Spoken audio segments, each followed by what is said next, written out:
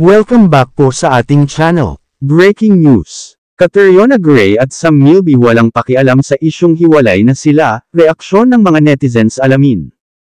Tila walang paki ang celebrity couple na sina Catriona Gray at Sam Milby sa mga kumakalat na chikang hiwalay na sila.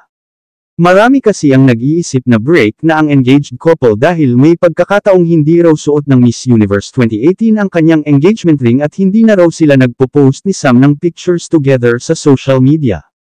Ang mga chikang baka break na sina Catriona at Sam ay lumabas kasunod ng pang-iintriga ng mga netizens sa hiwalayang Bea Alonzo at Dominic Roque. Sa kabila ng pang-iintriga ay marami naman sa mga netizens ang nakahinga ng maluwag nang mag-upload ang beauty queen sa Instagram kung saan nakatag ang aktor. Pero ngayon ay talagang kumpirmadong walang hiwalayang nagaganap sa pagitan ni Catriona at Sam matapos mag-post ni John Prats ng kanilang larawan kasama ang asawang si Isabel Oli. Tanging cooking emoji lang ang naging caption ni John sa IG post. Makikitang nag-comment si Catriona sa post at sinabing, "Insert the chuk-chuks." Dogs emojis. Say naman ni Isabel, Team Brecky, smiling face with heart eyes emoji. Makikitang in-upload rin ni John ang picture nila ni Catriona, Sam, at Isabel.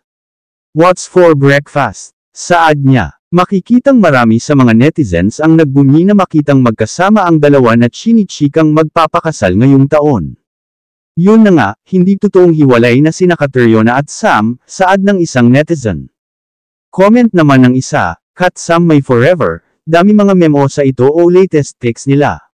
Sabi ng mga marites hiwalay na si Sam at Catriona, sabi naman namin paano hiwalay lagi namin sila nakikita magkasama umuwi dito sa kondo nila, say naman ng isa.